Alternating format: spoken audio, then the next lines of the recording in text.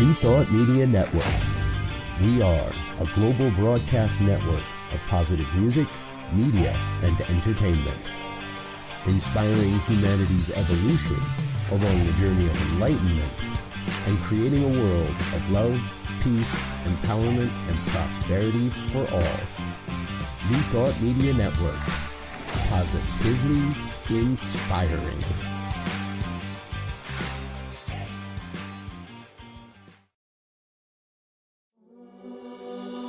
Free my mind, open my heart with the whispers of truth. To live a conscious life, to live a conscious life on the growing edge. On the growing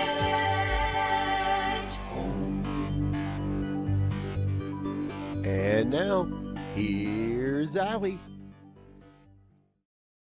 Hello and welcome back to Growing Edge Live. I'm Allie Benjamin, and it is my great joy to be here today and every week that we jump on and share conversations with soul-centered individuals that are channeling their time, their talent, their energy, their resources, their love, their passions, all of themselves into doing good works in the world. And today we have another beautiful guest, John Harold Moore, who you'll be meeting in just a little bit. And he's another beautiful soul friend that I'm so happy to bring back by popular demand. And so you'll get to meet John in a while. Growing Edge Live is sponsored by the thesatyacenter, and we're all about inspiring minds, healing hearts, transforming lives, and evolving consciousness. So every show at the beginning, we start with a segment, Ask Allie. And today I have a question from Jen. Jen says, I've been stuck in my grief. I lost a close family member several months ago and continue to be consumed by my sadness, regrets, and heavy memories. Will this ever end? Oh, Jen, I'm so sorry. I know that losing someone, a friend, a family member, someone close, can be so difficult. We've all lost friends, family members, etc. We've lost roles that we used to play. We've lost all manner of things over the course of our lifetime.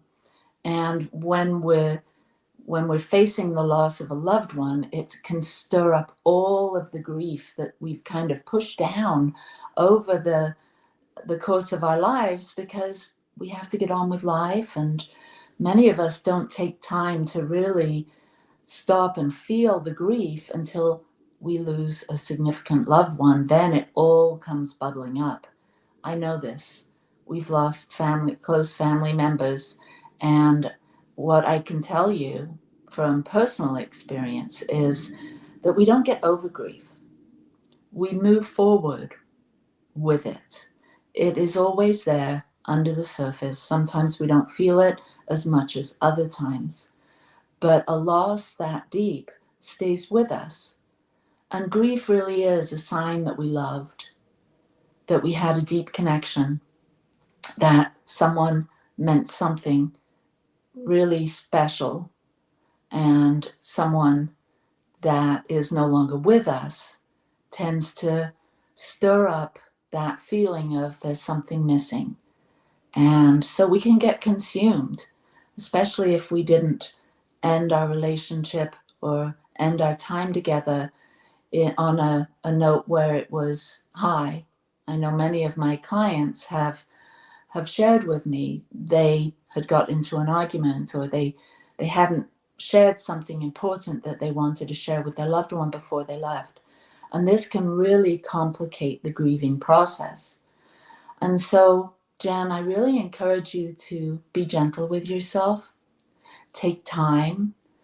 Maybe that you can find a grief specialist or therapist that can support you in navigating these choppy waters, this spiral of grief.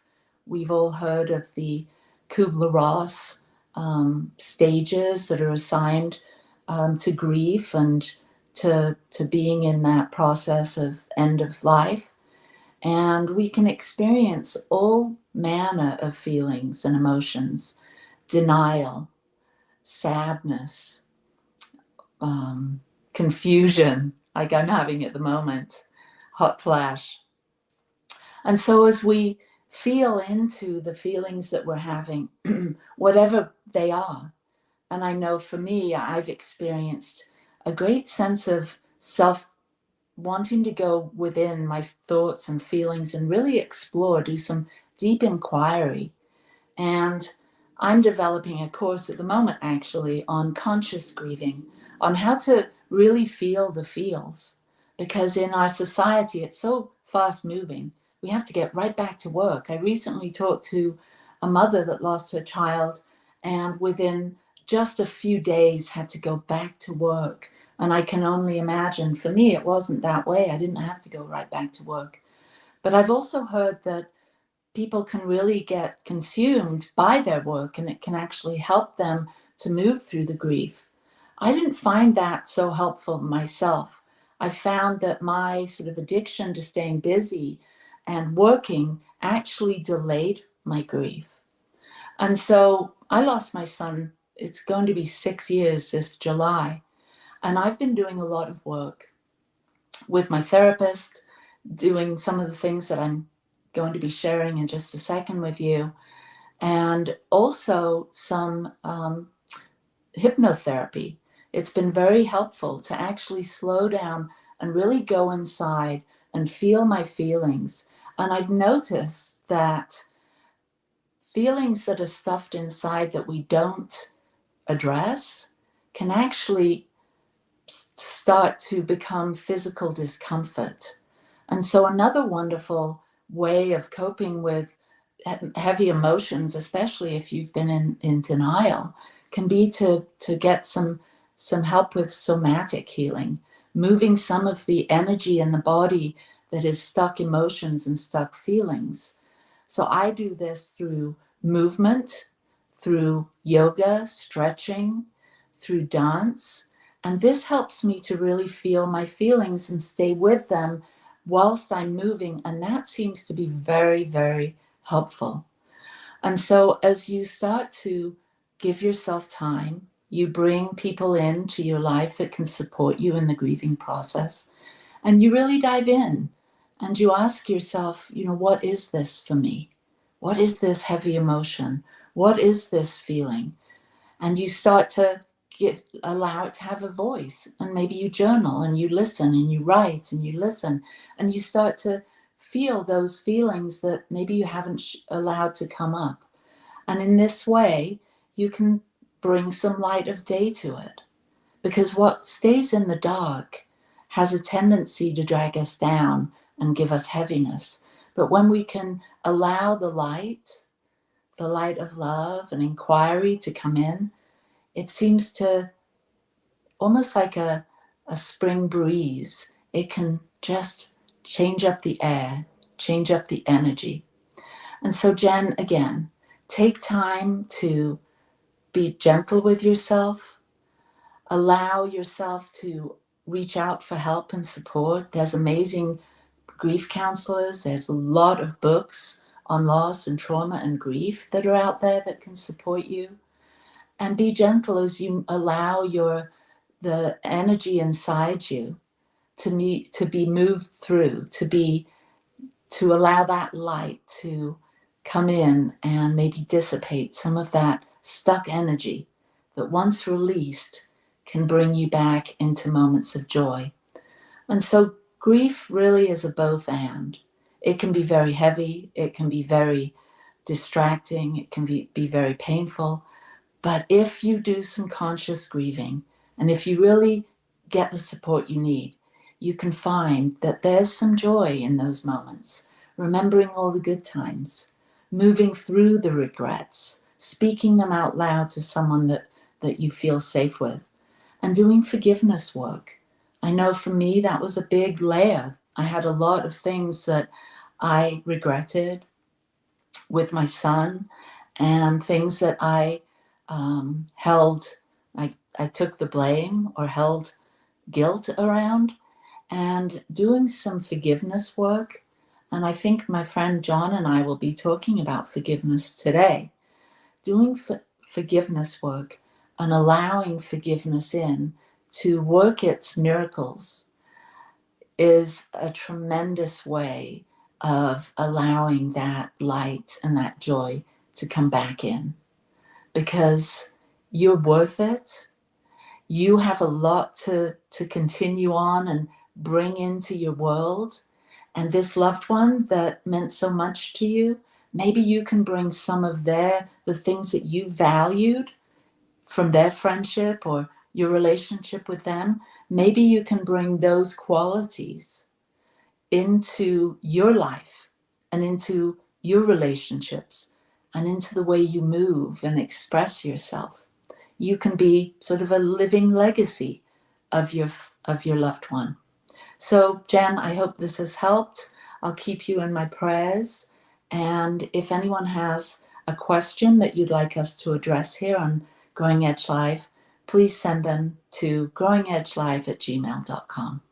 Thanks so much. And thanks, Jen. You're in my prayers.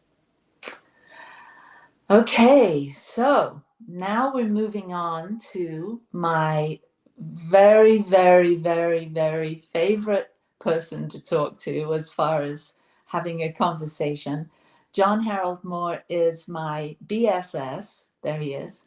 And BSS stands for Beloved Soul Sibling. We kind of created that little title for us. I'm going to read your bio. You sent me a short bio, and I never do that, so I'm doing that. So here we go. John Harold Moore is a spiritual coach, a writer, a speaker, and a student and teacher of A Course in Miracles. He is also a pioneer in the practice of family constellations, a revolutionary modality that reveals and heals hidden generational patterns that keep you from the happy, healthy, prosperous life you were meant to live. John graduated from the Family Constellations Institute of Miami in 2013 and has been speaking and facilitating workshops online and all over the US ever since. And it says to go to your website to find out more about that. And you can go to his website at johnharoldmore.com. Oh, that was a mouthful. But how I know you is we've just had such a journey together over the last, how many years has it been? Oh my gosh, I met you, or we met each other at the 2014 Big Sky Retreat. So we're coming up on 10 years. 10 years. Yeah. Wow. And Yeah. the BSS feels so true, because you are more than just a friend. You feel like a soul sibling. Like we've known each other for lifetimes. And I love that we can laugh and go really deep and be sad and cry and experience grief together and healing. And then the next minute we can be laughing about something ridiculous. So thank you for inviting me back for some more deep conversations and ridiculousness, both. Exactly. Well, I'm so happy that you are back, and I'm looking forward to introducing you and allowing our guests to get to know you like I did. So where did it all start? How did you get to be who you are today? Tell us a little brief synopsis of your spiritual journey. Well, I think I would say that my relationship and my soul contract with my mom was where it started. Well, my whole family, actually, because my father passed away when I was 7, and that obviously caused ripples through the whole family. And, I really related to the question you just answered about grief and how grief impacted my whole family from such an event like that, because he was 45 when he passed. And so there was that I guess that event in my family shaped everything. And that's my mom turned to alcohol to numb some of her pain. But it was also, as you were speaking about in your answer, that it's the accumulation of grief, because my mom had lost her father before she was born. She lost her firstborn child. He was born very prematurely, and then her husband. So that's a lot of loss in one person's life. And when I see it in all together, I understand why she just didn't have some of the tools that you were offering to move through her grief. And so she did shut down a lot and isolated herself. And so that really shaped me, because all I wanted was for my mom to not be so sad.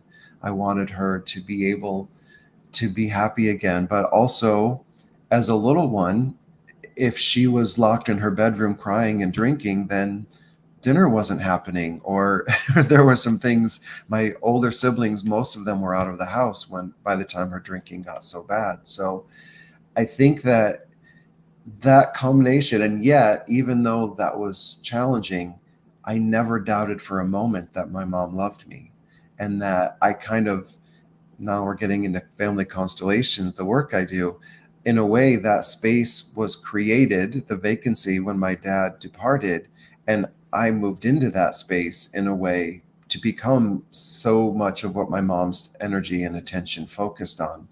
And so I never didn't feel loved, and I also got a lot of love from my siblings, my older siblings. So I feel like that the amount of love I received, even though it was challenging, helps me to do the work that I do today. But it also, that situation influenced me to start asking questions like, there has to be a better way. Like, what is all this for? And I think that's what led me to spirituality. And it's what led me to be a massage therapist for 15 years and going to a school that was more, it wasn't just the medical model, but we also talked about crystals and essential oils and energy healing. And then I found the Unity Church, the Unity movement, and that started to shift things. And then I was introduced to A Course in Miracles, and then I was introduced to family constellations, and one thing built on the next. But I feel like it sounds strange to say that, but I'm grateful for all those challenges in my childhood, because it brought me to where I am, to be asking these deeper questions.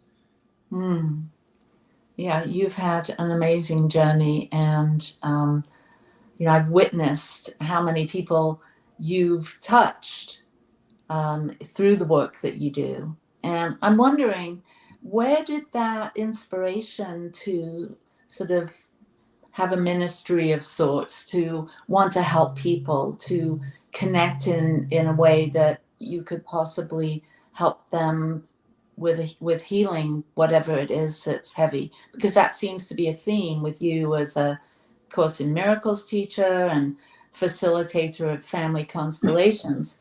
There's this desire to support people where they are. Yeah. Well, it might be something I've inherited from my mom, because she loved people.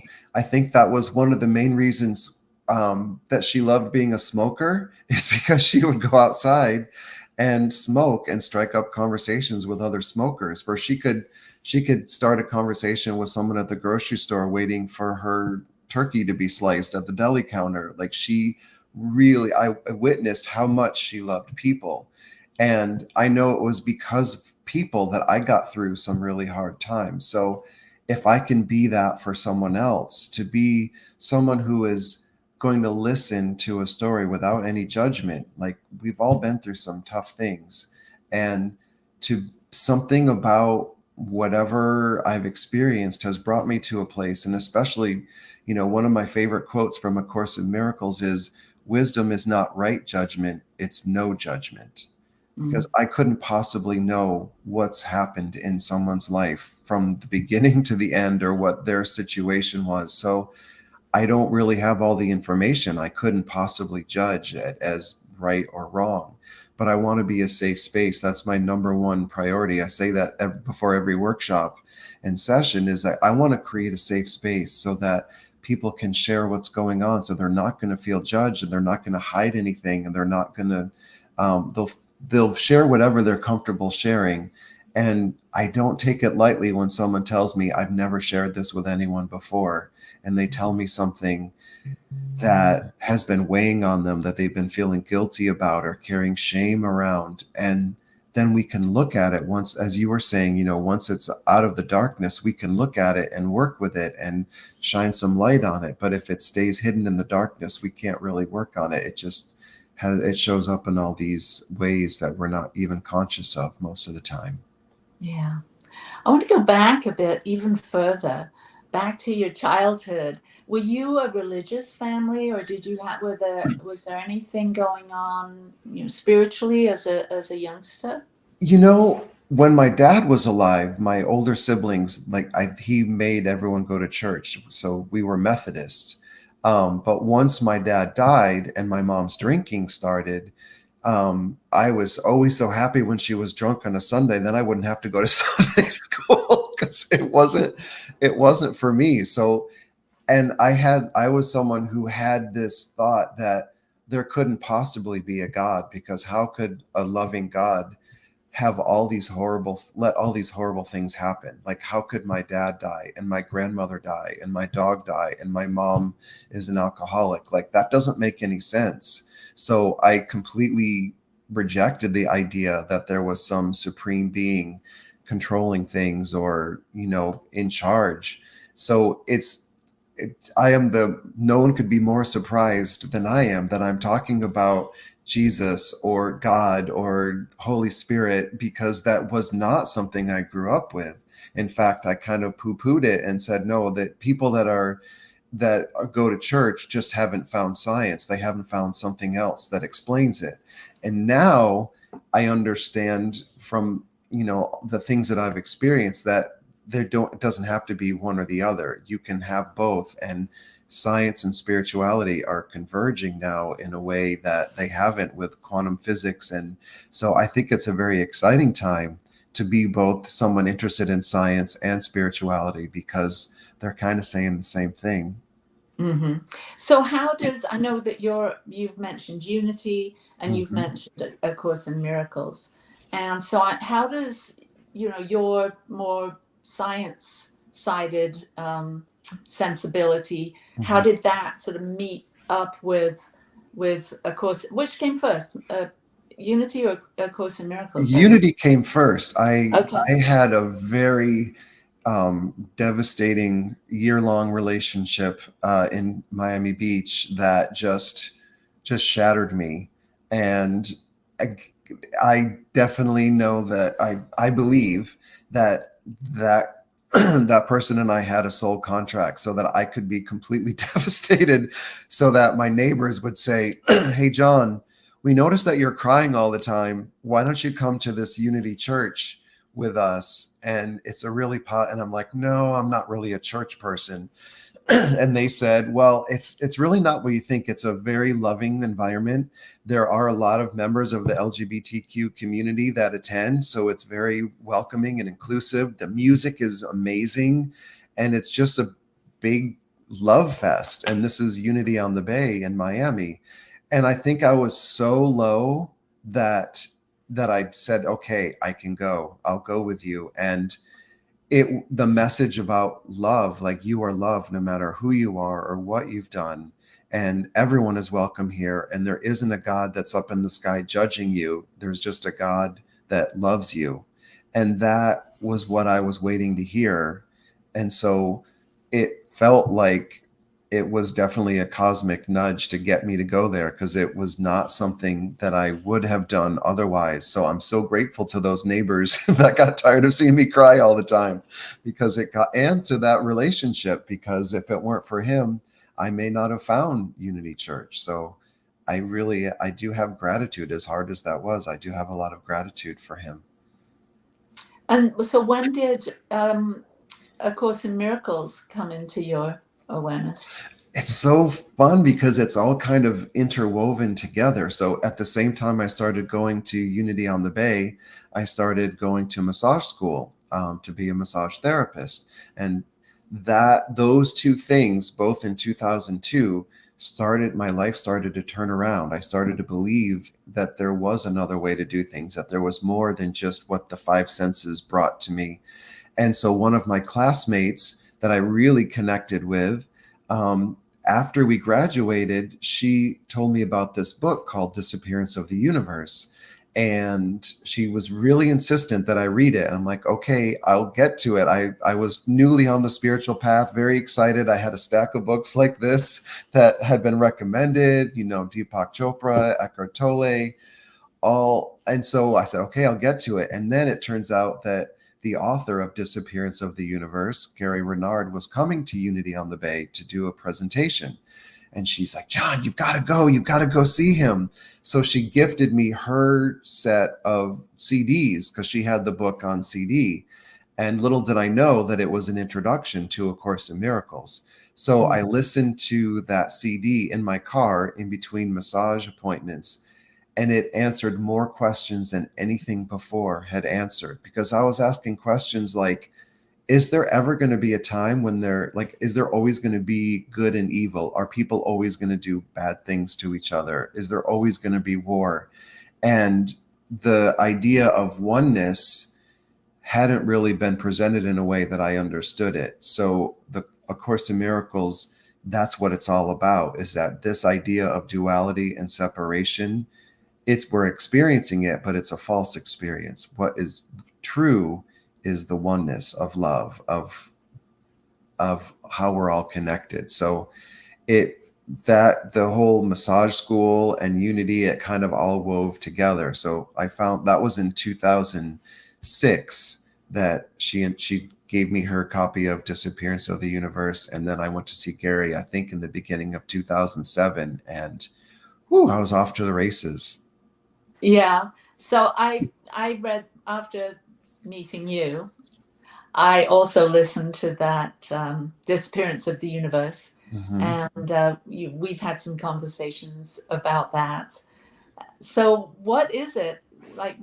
What was it in that book that sort of really stuck with you? I think it was the idea that, because if you look just at this world as an observer, it's a crazy place and it doesn't make any sense. Like, why are people still hurting each other, or why do bad things happen to good people? And the teachings of the Course and the conversations that were had in this book were so direct and consistent. And it was talking about how we're just having this terrible dream. Like, when we're basing our experience on fear, then we're going to experience fear. But if we're coming from love, then we're going to experience love. And it really broke everything down as either an expression of love or a call for love. And the appropriate response is always love. So even if someone is acting in a way that is harmful, not that you run up and give that person a hug, although I guess you could, we can do it from a distance, but we can extend love instead of more hate and more like, it's like pouring gasoline on a fire. That's never going to make, getting angry and judging things is never going to bring peace. But pouring water on a fire, pouring love on someone who has forgotten the truth, is actually what's going to be the solution, is actually going to calm things down. So there was no contradictions in it like I had found in other teachings. So that's why it really spoke to me. Mm-hmm. Yeah, it seems like there's a central theme of forgiveness within the Course. It seems to, as people get into it and start doing the lessons and living it, so to speak, there's all these things that come up that once you sort of put it under that the idea, overlay the idea that it's all illusory. It's just something that you're maybe making up. Yeah. There's opportunities for forgiving the self, forgiving others, and so was that something that like landed right away, and something that the Course inspired you to? It did, because it made sense. Like the journey I spoke of with my mom, I really do believe we signed up for this class on unconditional love. And so before she died, she wasn't conscious the last few days of her life, but I felt this gratitude for all of it. And one of the things that helped me was a tool, which, again, going back to this topic of grieving, this music set. It's called Graceful Passages, A Companion to Death and Dying. And a dear friend had gifted me that CD before my mom died and said, I think this might help you. And boy, was she right. So I listened to that CD with my mom in her room. I held her hand, and it was something happened that it dropped from my head to my heart, that everything that happened was exactly what was supposed to happen for me to be where I am today. And I knew it cognitively, but it hadn't landed here yet where I truly believed it. And I was able to thank my mom for all of it, that all the ways that she showed up and didn't show up, because it brought me to where I am. And I really meant it. Like all the charge of, I wish it were different. I can't believe that she, would forget to pick me up at soccer practice, or all the, some of the cruel things that she said when she was drunk that I know she would never say when she wasn't drunk, but she was in so much pain. She was just trying to project it, get rid of it. And so I know that wasn't the real her. And I believe the same thing about any of our loved ones or any of our political figures or anyone. Like, that's not the real them when they're saying these horrible things. It's because they've forgotten that we're all connected. So this idea of forgiveness isn't about, well, I'm a better person, so I'm going to wave a magic wand and I'm going to pardon you. But what you really did was harmful, but I'm a better person, so I'm going to forgive you. That's not the kind of forgiveness the Course is talking about. The Course actually describes that as forgiveness to attack, because I'm still making you wrong. You did this to me, but I'm a better person. The Course's version of forgiveness is, let me look at this differently and let me know that in truth, we are one and that nothing really happened. And that's a hard thing, I know, for a lot of people, and it's not for everyone. It's certainly not, it doesn't mean that we allow people to do harm to us. It just means, can I step back and see the bigger picture and know that in truth, who I am, which is a soul, and who you are, we can't harm each other. Bodies can harm each other, but the soul can't harm another soul. And that we've had this idea of soul contracts keeps coming up in conversations, that I had a soul contract with my mom so I could learn these lessons. And I had a soul contract with that relationship in Miami Beach so that I could end up in massage school and at Unity on the Bay. So I'm again, would I want to live through those relationships and that pain again? No, ma'am, I would not. But I can look at it from a place of all things work together for my good. That's one of the lessons from the Course. And it just, when I can see it that way, even the painful things, again, it doesn't mean I like them, but I can see them, if I can look at it from that lens, that it brought me to where I am, that there was a lesson. And did I get the lesson? Because if I didn't, it'll come around again and I'll have another opportunity to look at it with the eyes of love. Yeah, beautiful. We're going to jump off and take a short break, and we'll be right back. Okay. Please help us say thank you to our organizational sponsors, including the Hefferland Foundation, Affiliated New Thought Network, International New Thought Alliance, Science of Mind Archives and Library Foundation, Center for Spiritual Living Denver, Center for Spiritual Living Midtown, New Thought Philadelphia, Planned Happiness Institute, Summit Center for Spiritual Living, One Heart Retreats, Center for Spiritual Living on the Lake, Unity Kitchener, Unity Spiritual Center Ottawa, Om Center for Spiritual Living, thesatyacenter, Begin Within Ministries, Center for Spiritual Living North Jersey, Unity of Savannah, and the Center for Spiritual Living Seattle, as well as all of our individual donors. Thank you for being part of the New Thought Media Network. Please like, share, and subscribe. New Thought Media Network, positively inspiring.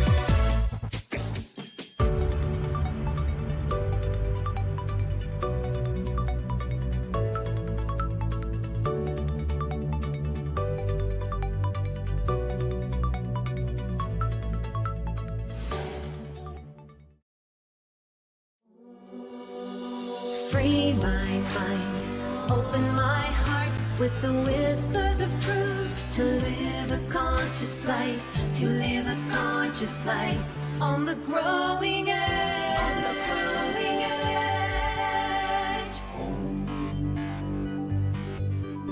And now, here's Allie. We're back. I love hearing you share about what you've learned from, the forgiveness and the lessons, and you make it sound so easy. Yeah, But not always easy. There's a great line about the courses as it's simple, but it's not always easy. yeah, so you work with clients and you share A Course in Miracles with them. How do you do that? Well, it depends. Some people are also course students that I work with, but not always. And so I will just use different language, maybe, because the course has very specific language that can be off-putting to some people who've had maybe not a great experience with traditional religion. But just for me, it's always about shifting from fear to love, or looking. Like, I know a lot, there's a great line in the course that says, how can you find light? By analyzing the darkness. So yeah, there may be some really terrible things. Like, I'll never forget working with one client who had a really, really difficult relationship with her dad. And I asked her a question that I don't think anyone had ever asked her before: is there a positive quality about your dad? Or is there a memory that may be a fleeting memory, but just something?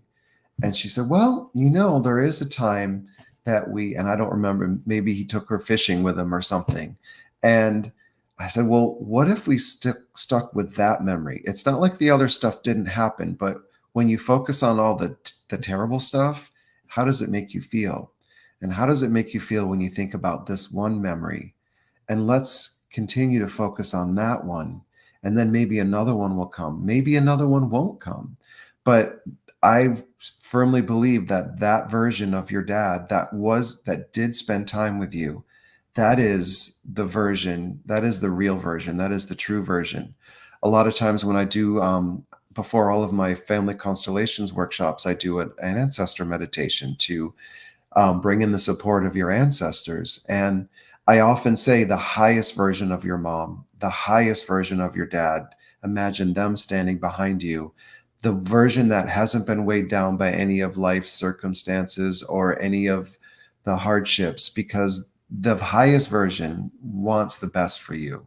And so when we think of it that way, that we can get the love from our parents that we wanted. There's a line that one of my teachers shared with me that said, at some point, we all are going to do our best to accept the love from our parents as they gave it, not as we wanted it. Because if I'm stuck in wanting it if I want my mother to not be an alcoholic, well, I'm kind of stuck. But if I can accept the love and remember the moments that she was able to show up for me, that has been a game changer for me. It's really just what you're focusing on. So if I'm looking for evidence that my mom was a terrible mom, I can sure find it, and I could get a lot of people to support me. But it sure feels a lot better to look for evidence that she did love me and that she did the best she could with all the pain she was carrying, and think of the memories that light me up, that make me laugh, and the funny things that happen to us. One that comes to mind is she took me on a trip to Rhinebeck, New York to visit. It was an aerodrome, so old biplanes, and we didn't make a hotel reservation ahead of time, and there was nothing available. I don't know, there was something else. So I just remember driving up and down the street, and we had a choice between one hotel that had a horse in front of it drinking out of a nasty green swimming pool, or this other hotel that it was called the Bella Roma, and it did not seem like it was very beautiful. It did not look like beautiful Rome to us. And we joked about it for the rest of our lives. Like, oh, remember that trip? Like, there was joy in that trip. There was something that we had in common. And that's the memory I want to keep going back to, because it lights me up. It's not the one that, that brings me sad, that makes me sad. Yeah, we've got your website showing on the screen at the moment, and I know that this is how people can connect with you and work with you. And you and I both do some spiritual coaching with people, and it's interesting that humans seem to have a negativity bias. Yeah. You know, we all can sort of lean into thinking about the things that aren't working well, or the people that did us wrong, or move into that victim place of, being overwhelmed with a physical condition, or feeling victimized by, our money situation or whatnot. And so I think that working with a coach, working with someone that can remind us of the light, remind us of the lessons, remind us of these amazing teachings, whether they're from, whatever spiritual tradition, really. But A Course in Miracles is definitely sort of a psycho-spiritual system, somewhat, where it sort of combines the way we Yeah. think and what we focus on. And Yeah, it really is a way of moving through the world. It's not just a course that you do and you're done and check that off. It's a lens to look through the world, just like family constellations is. And what you were saying earlier about how we seem to have this bias, a lot of it is for a very good reason, that we remember those traumatic incidences because we had to keep ourselves safe, and we had to focus on that, and we had to be hypersensitive because those same experiences could come up again. But now that we're adults, we're not in that situation anymore. We have created a new experience for ourselves, but that little child is still running the show and looking for the places where someone is going to betray us, someone is not going to show up for us, or somebody is going to harm us. But so it's okay. It's not like, oh, just stop doing that. Like when we realize, oh, that was then, this is now, I don't have to be hypersensitive for somebody not following through with what they say they're going to do, because I can create a different relationship, a different dynamic. So we remember what keeps us safe. And then once we shine the light on it, then we can do it differently. Now, you mentioned family constellations, and that's another modality. Tell us a little bit about family constellations. Sure. So I think that it goes hand in hand with A Course in Miracles. I don't know that every family constellations facilitator would say that, obviously, because they're not all studying the course. But it's all about looking at things through another lens. It's looking at a broader picture of what's happening. So it's a healing modality that helps you see, heal and reveal the connections that we have with our ancestors, something that we might be carrying that we didn't even realize, that something that happened to our great grandmother might have gotten passed down to us, just like physical characteristics like hair color and eye color, or a good sense of business or musical talent or artistic talent. Those things, we welcome them, but we can also inherit some of their pain and some of their patterns. So this looks at from that perspective, this healing modality, whether we do it in a group or a one-on-one session, and we see that, oh, that thing that keeps happening, that pattern that keeps repeating in my life, is actually a response to the bankruptcy that my grandfather experienced, and a lot of people lost money. And so I'm unconsciously entangled with all the people that lost money. So every time I get a bunch of money, then my car breaks down and there goes the money again. So that's just one example that, without even realizing it, I am trying to make up for what happened through the whole system. And of course, that's not helpful. That's not what those people want. That's not what I want. But once I see it, it's not unconscious anymore. And then I can make a different choice, because from what I experience and what I see, our ancestors, the best way to honor them is to live a happy, healthy, prosperous life, because they went through a lot. They experienced a lot. A lot of them left their homes and their family and their way of life to try for a better life for those that came after them. So if we're stuck in the same patterns, then it was all for naught. So they really do want us to do well. That's the best way we can honor our ancestors, is by doing well and not repeating some of the same things that trip them up.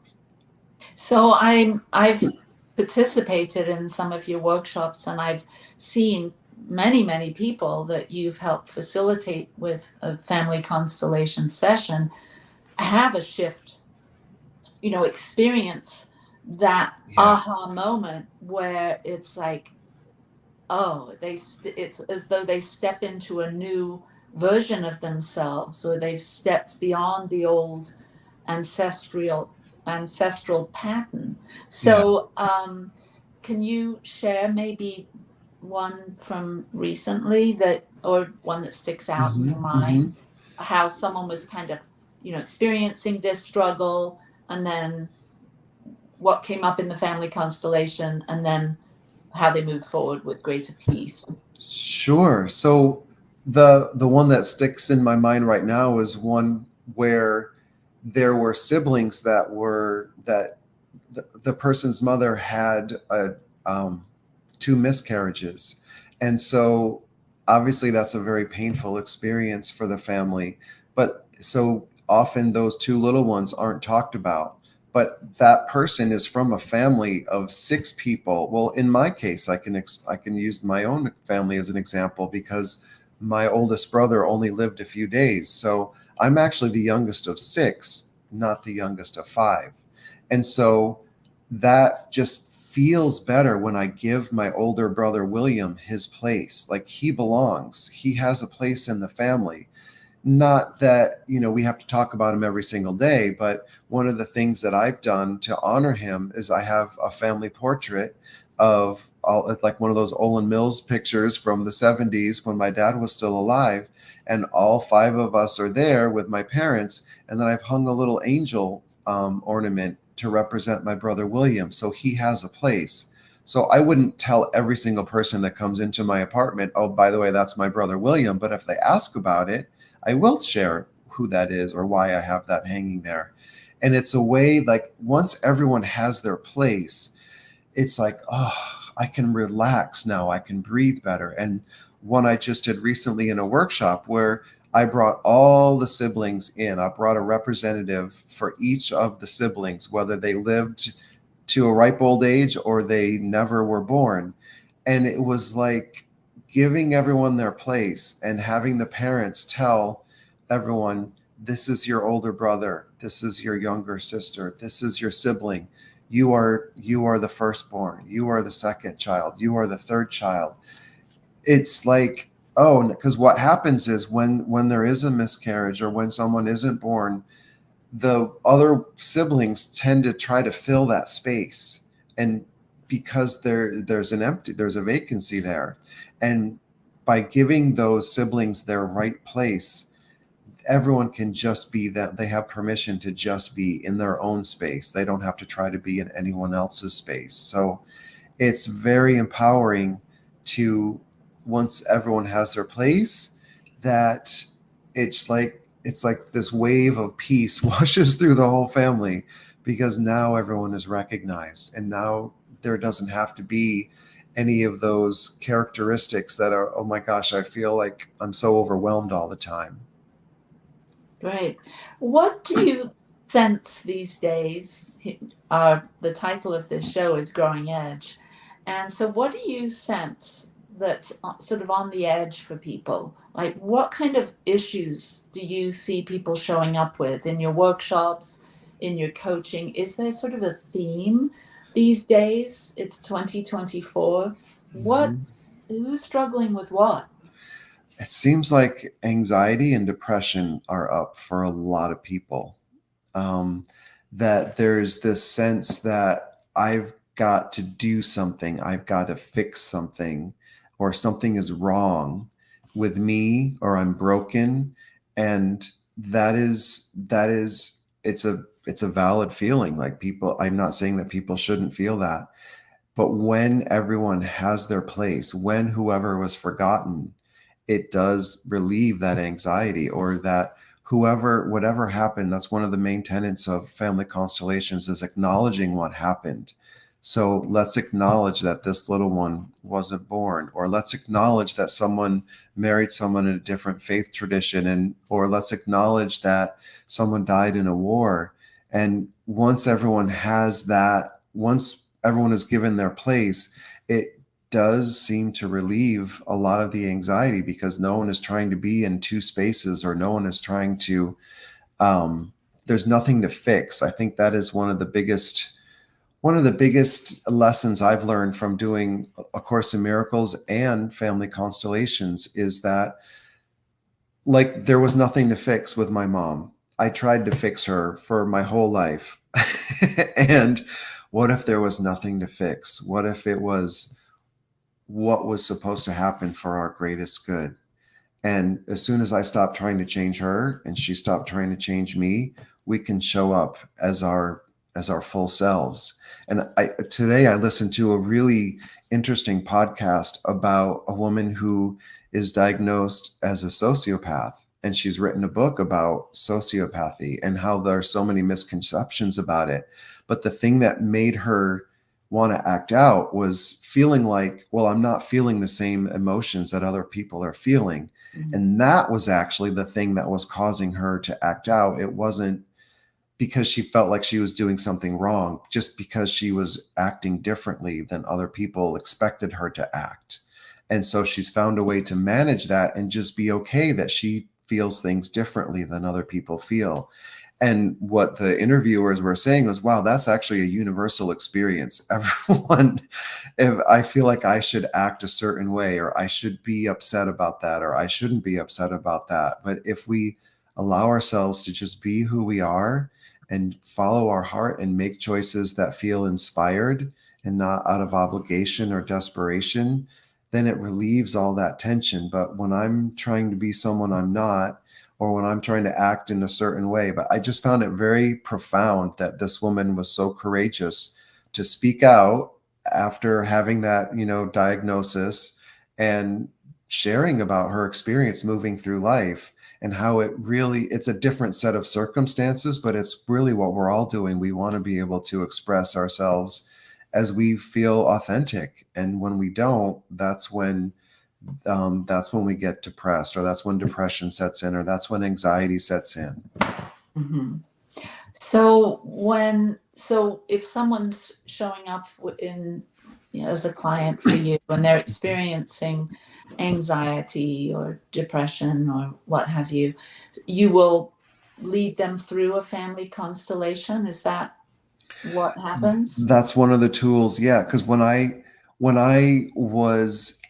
wish I had known about family constellations earlier, because a lot of the sadness I was experiencing and the depression was actually what I was carrying from my mom. I thought it was mine because I was the one feeling it, but it was actually me trying to unconsciously take some of that from her, because I thought it would make it better.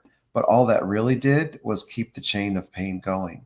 Mm. So in a session, we will actually, sometimes I have the client take a pillow and imagine all the times that they felt anxious, all the times that they were scared, or that they felt unsafe, or all the times that they felt sad, or all the sadness, and let it all go into that pillow as much as they can put. And then I have them turn around and hand it back to their mom or their dad, or both. And a lot of times they don't want to do it because they don't want to give that back to their parents, because they know they've been suffering. But every single time, without exception, in my 10 years of doing this work, the parent wants to take it. They don't want to see their child suffering. And they realize that unconsciously they've passed it on. So a lot of the things that we're carrying and that we're feeling may not be ours. Mm. And we see it a lot, especially in little ones. They take on a lot of their parents' anxiety about, this world. There's a lot of uncertainty, and they take it on. So when the child is allowed to give it back to their parents, and it doesn't stay there, then the parents give it back to their parents, and it goes back and back and back until it's a little speck, because each time it goes into 2, and then it's 2, and then it's 4 and 6 or 8, and then it's just a little grain of sand by the time it goes back to the ancestors way back there. And it's nothing for them to carry it. And I don't think it's anything for them to carry it if they're not in the physical form anymore. So we can give back what we've been carrying so we can be free of the pattern, and it stops with us. Beautiful. So I always end the show. I can't believe it's the end of the show already. I know, that time flew by. I always end with this question, and it's funny because I was making a little video to market this episode, and I found a picture of you and I were on the beach in Sarasota, and you're standing by a wall with graffiti on it, and it says, "What the world needs now, ... And so that's how I end the show. Is we know the song, "What the world needs now is love, sweet love." Mm-hmm. But from your perspective, with your finger on the pulse of many individuals that you work with, what does the world need now? Grace. Grace. That's the word that comes to me, is that to understand that no one has to do anything to be worthy of love, that all you need is love. It's true. And we can give it to ourselves. We can allow it to come in from a lot of different angles. It may not come from that person or that thing that we think it's coming from, but if we just removing the obstacles to the awareness of love's presence is what the Course says. Mm-hmm. There are so many ways to do that. We just have to see where the blocks are, and then we just simply let them go. So just, grace, that divine gift that we're all entitled to without doing anything. Exactly. Well, thank you, John, for being my guest again today. It's so special to me that you're a friend of mine, and you're on the show today. And if anyone would like to get a hold of John, they can do so at his website, johnharoldmoore.com. And I look forward to chats in the future, and yes, back again so we can talk a little bit about how the Enneagram, something that I'm very passionate about, and family constellations, and maybe we'll throw in some science of mind, a little course in miracles, a little dab of this, a little dab of that, a little dab of that. We'll stir it up in the dream cauldron and we'll see what comes up. I love that. Thank you for this conversation, Ali. I really appreciate it, and I love you dearly. Oh, I love you, and you've touched my heart, and I know you've touched a lot of people's hearts, or will when they watch this as a replay. So thanks everyone for being here. Thank you to New Thought Media Network and to Satya. And next week we have an amazing guest, Carrie Stiers, and she is a psychic medium, and it's going to be a wild ride. So I'll see you next Monday. Bye-bye. Lots of love. Free my mind, open my heart with the whispers of truth. To live a conscious life, to live a conscious life on the growing edge.